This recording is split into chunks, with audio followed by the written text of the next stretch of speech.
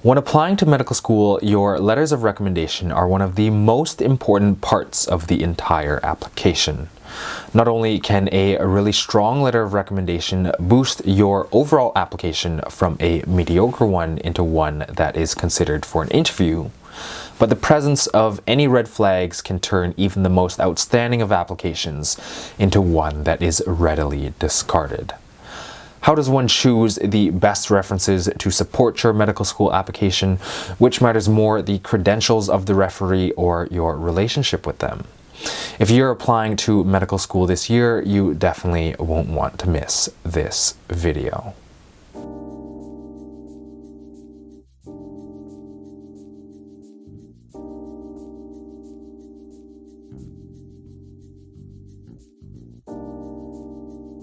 Hey friends, welcome back to the channel. I am so sorry for being MIA for the past year.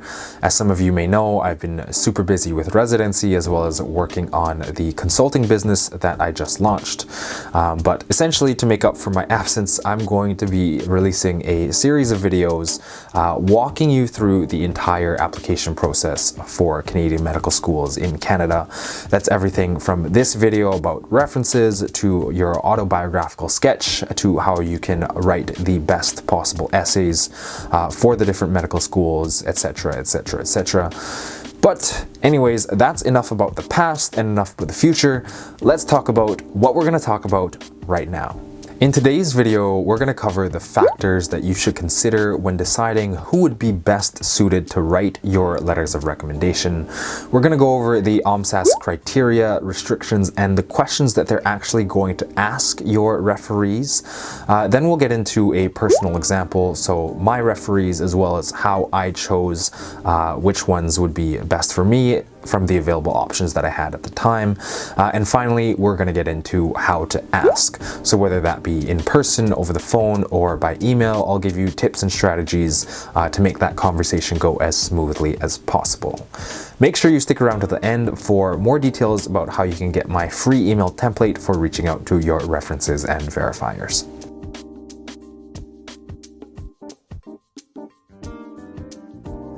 There are four main factors that you should consider when selecting someone to write you a letter of recommendation. It's essentially going to be the balance of these four factors that determines whether or not they are going to be able to write you a quote-unquote good reference letter. The four factors are their ability to speak to your competence in meeting the CanMeds roles, the strength of your relationship with this person, their credentials, as well as their writing ability. The first and most important factor you should consider when thinking about whether or not somebody would make a good referee for your medical school application is their ability to speak to some, if not all, of the CanMeds roles. You're going to see this come up over and over and over and over and over and over and over again in this series because essentially the CanMeds roles are character traits that are outlined by the Royal College of Physicians and Surgeons of Canada, which define what it means to be a good doctor. So needless to say, admissions committees are definitely going to be trying to see and assess whether or not this person on the paper, technically meets these character traits through the references and their previous experiences and their personal statements. If you're in undergrad or even if you've done your master's, I would say that you probably aren't going to meet the medical expert competency, and that's completely okay. I don't think anyone would expect you to meet that competency until after you finish medical school anyways. And just depending on your experiences, you may or may not have experience in health advocacy, which I think is also okay. But certainly I think at a bare minimum, you should be able to meet the other 5 competencies. That's being professional, being a good communicator, being a good collaborator, being a leader, and of course being a scholar. The relationship factor is probably the most straightforward and intuitive of all the factors, but essentially you're going to obviously want someone that you have a really strong relationship with. So when you're thinking about how do I know how strong of a relationship I have with this person, you're going to want to think about the length of time you've known that person, but also the emotional depth or level of rapport that you have in that relationship with this referee, and as well as whether or not you've worked with them in multiple different contexts as opposed to just one. Having worked with, for example, a professor both as a part of their course and doing summer research for them would obviously be more beneficial, because they'd be able to speak to more of these CanMeds roles and say how you meet them across a variety of different contexts rather than just one. Usually where the strength of the relationship gets a bit muddied is when you throw in credentials. So oftentimes students will come saying that, I have a really strong relationship with this person. However, I have this other reference who maybe has a bit more credentials, maybe they're, dean of some department. And really it's going to depend on the balance of all of these factors that ultimately helps you decide who's going to write you the best letter. But at the end of the day, that's what you're going for. You're going for somebody that's gonna, on paper, write you a better letter. So as a gross generalization, you should probably go with somebody that you think is going to write you a better letter than somebody who has more credentials, in my opinion. The fourth and final factor that you're probably going to want to consider when choosing a referee is their writing ability. This one can be a bit of a tricky one, because as much as you may have a good relationship with a well-credentialed person that thinks you meet most, if not all, of the CanMeds competencies, if they can't write to save their life, then that's not going to be much use to you. I was actually in a situation like this when I was applying to CARMS in my final year of medical school. I was on really good terms with a clinical director of an outpatient psychiatry program in the GTA. He was well established in his career, a great psychiatrist, and we got along really, really well. But at the end of the day, I took a step back from the situation, and I was like, this is his second language. I've seen the way he writes his notes. I've seen the way that he has written my evaluations. And although he thinks very highly of me and would love for me to go into the practice of psychiatry, just his ability to convey how he feels about me on paper is less than the other options that I had available. So again, as much as someone may meet some of these other criteria, at the end of the day, they have to be able to convey that on paper. You might be wondering how you would even assess for someone's writing ability, given that you can't see the letter of reference before it's actually submitted to OMSAS. One trick I actually found out kind of incidentally was that just ask them for a letter of reference for an unrelated scholarship or grant application. You can ask a bunch of different people that you're thinking about choosing as your referee for medical school and see how they write that letter, because that's going to tell you what type of letter they're going to write for the medical school admissions process. So that's just a little trick that I learned kind of incidentally because I was applying for scholarships and grants. And that's, oddly enough, how I found out that person that I was thinking of having write my CARMS application letter of reference for was just, as great of a relationship as we had, he was just not a good writer.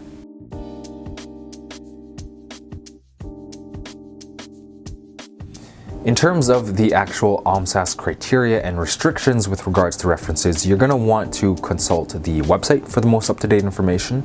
But generally speaking, most of this information has not changed in the last 5 to 10 years. They specify obviously no friends or family members, and you're going to want to have one academic or employment reference, one non-academic, and one can be completely flexible.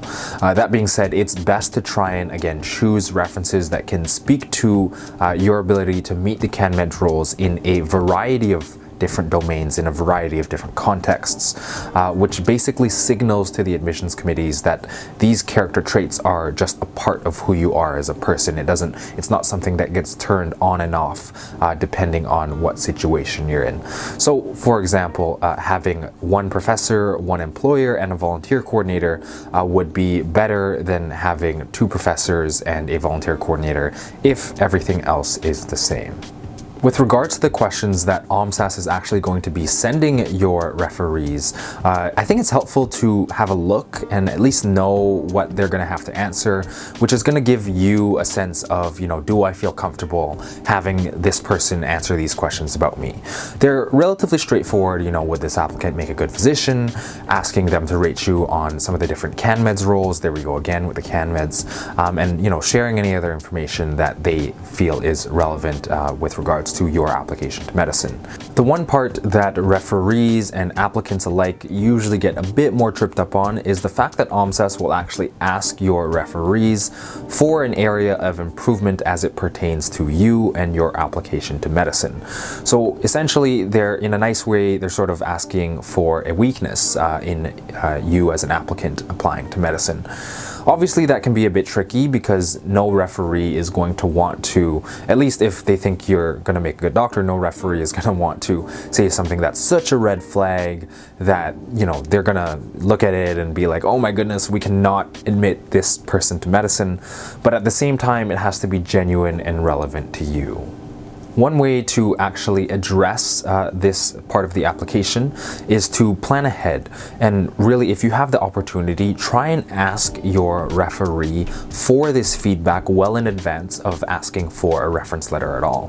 What this is going to do is it's going to actually signal to your referee as well as to the medical schools that you are a mature professional applicant who is looking to grow and improve and embodies those values of being a professional and being a lifelong learner well before even entering into medical school. That is going to be green flags all the way home, and I honestly don't think it's something that people do enough prior to getting into medicine, but definitely something that is kind of hammered into you once you get into medical school. Not only will asking for that honest and open feedback from your referee make them think you are a more mature applicant and more ready to practice medicine and therefore lead to a stronger reference, but it'll actually give you a chance to address those weaknesses before your referee has to write about them in their letter of recommendation to medical school. And that obviously is helpful for so many reasons, but I think the number one thing is that when they're commenting on that weakness in the application, they can actually write that you approach them asking for feedback and guidance with regards to that weakness, and hopefully by that time they'll be able to discuss ways that you have implemented strategies to improve and grow as a person and address that weakness so that it can be still a genuine weakness, but highlights your professionalism and maturity with regards to addressing those areas for improvement.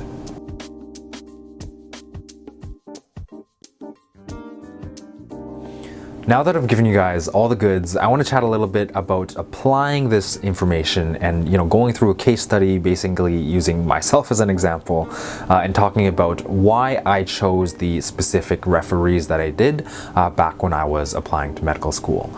So to give you guys an overview, I chose a professor, a camp director for a camp that I volunteered at, and my last referee, which was the flexible one, was my church pastor. The professor I chose to write my letter of recommendation was not just a professor that I had taken in a class of like 2,000 students, let's say, although that can, technically work, particularly if you had gone to office hours more regularly and you had a bit of a rapport, a bit of a relationship, and you did well in that professor's class. But I think it's more ideal to have a little bit more of a personal relationship with the professor if you are going to choose a professor than just, student-teacher. So the professor I chose, although there were, several other professors I could have approached, was someone that I had actually worked for one summer. I did research in his lab. We applied for a scholarship together. We got the scholarship together. After that, I took a course with him in third year, not necessarily to build the relationship or because I was asking for a letter of reference, but actually just because it was a required course. But obviously, I did quite well in the course, especially for me thinking about the fact that I wanted to impress him and whatnot.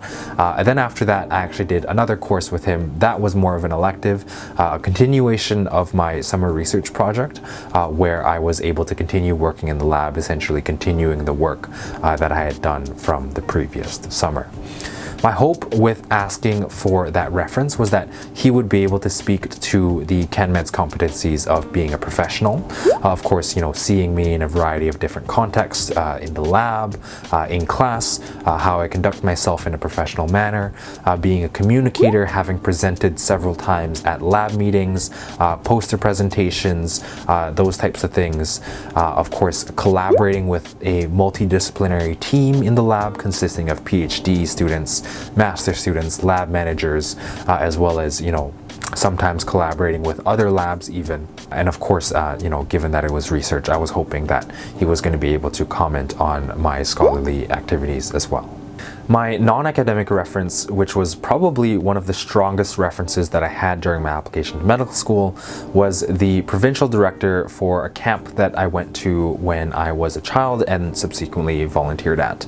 This camp is targeted towards underprivileged youth in the Greater Toronto area, and I had been attending that camp as a child starting at age 10 for approximately 3 to 5 years before I started volunteering at it, for a total amount of time spent of between like 10 or 15 years by the time I was applying to medical school.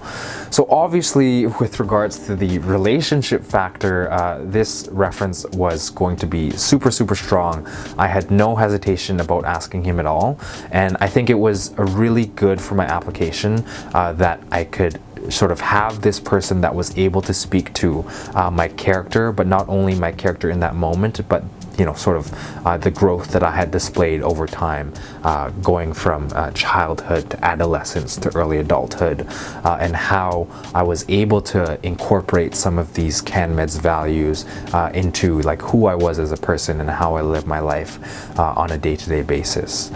Obviously, as a volunteer, the roles that I was hoping he would be able to address in the application were, professionalism, so being professional with, other staff, being professional with parents. Communicator, I think being able to communicate with young children is a very different skill, which, obviously many family doctors and many pediatricians need to have when entering medicine. So I was hoping he would be able to speak to that specific aspect of communication. Collaboration, pretty straightforward. There's tons of other camp counselors there. There's tons of other people in the team that needed to be on the same page in order to run this camp effectively. And of course, leadership, leading the kids through games, activities, that type of thing. Which, fingers crossed, I was hoping he would be able to speak to that ability that I had developed over the years and how it might translate to my ability to one day, hopefully, and now actually lead healthcare teams. My flexible reference, as you guys know, was my church pastor, and really, reflecting back, I am so fortunate to have had this person in my life, and had him agree to write a reference letter for me, not only because he was mentoring me throughout my undergraduate years, supporting me, not only did he know what I was doing with my summers, my volunteering, my extracurriculars, but he also actually just happened to be a biology professor at the University of Toronto. So I honestly, I cannot take any credit for that situation. I think I was just incredibly blessed and incredibly fortunate to have this person in my life, not only as a mentor, as a friend, but the fact that he had that credential to be able to write me a letter of recommendation for my application to medicine. I am so extremely grateful to have had that person in my life. Essentially, he was able to speak to all of the CanMed's roles, so professional, communicator, collaborator, leader, scholar, etc., etc., etc., not necessarily because he had been working with me in the same capacities as the direct supervision of my previous referees, but as a mentor, sort of working with me over the years, getting to know me and being able to track my growth and maturity over a number of years. He was able to offer that third-party perspective perspective from a mentorship point of view and comment on how, from his assessment, he was able to see that I had grown from my adolescent years into my young adulthood and comment on my suitability for the practice of medicine at that time. Obviously, it was really fortunate that he just happened to be a biology professor at the University of Toronto as well. But at the same time, I think, if you don't have that type of a reference, any type of mentor who you've maintained close connections with, have a good relationship with, and are comfortable asking for a letter could probably write a very similar letter for you as my church pastor wrote for me. I think that's something that can really make your application stand out from the rest, because lots of people have professors and volunteer coordinators, but I think with that flexible reference, if you can be a bit creative and give the admissions committees something to be like, like that's interesting, that's new, and really grab their attention, it can definitely make your application stand out from the rest of the pack.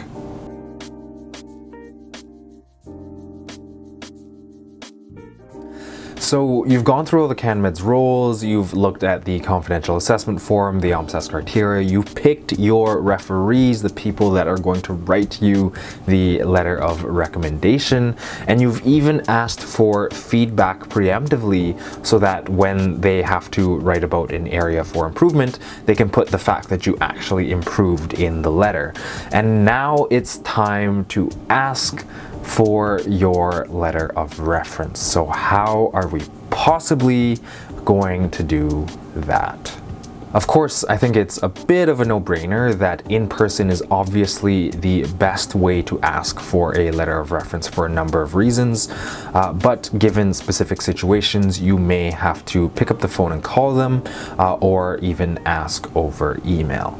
I'll say that in person is probably the best for a number of reasons. The number one reason being is that you will actually be able to gauge their response to the question of whether or not they feel comfortable writing you a letter of reference based on their nonverbal cues. Admissions committees are mostly actually looking for red flags or really stellar letters. So any form of hesitation that your referee suggests to you non-verbally when you're asking for that letter of recommendation suggests that they might not actually feel the most comfortable writing that letter and recommending that you become a doctor.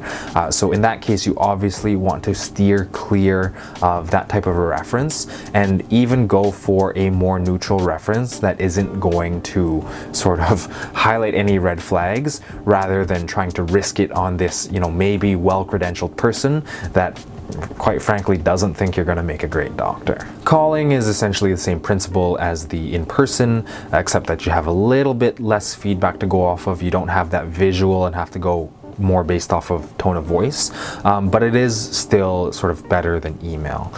Unfortunately, for some of you, you will have no option just given the length of time that it's been since you last reached out to your referees. But it's still not a bad option because you still can get good reference letters by asking through email. You just don't get that feedback with regards to their comfort. So always give them the option to decline, especially when you are reaching out over email. That being said, rather than giving you a bunch of tips about how you should structure your email, I thought it would just be easier if I just gave you guys a free template. So go on over to my website, check it out, canadianpremed.ca. I'll link it down in the description box below, the specific link to the page on my website that gives you that free email template. And you can modify it, personalize it, make it unique to your own situation. But do go check that out and use it to your advantage when asking for reference letters this application cycle. Applying to medical school can be extremely exciting and extremely stressful all at the exact same time. That being said, I am here to support you guys this application season, so please do leave a comment below. Let me know what's stressing you out. Check out my website, reach out to me if you can. I would love to hear about the ways that I can support you as you apply to medical school this year. Thank you guys so much for watching the video. All the best in your applications this year, and I look forward to hearing from you soon.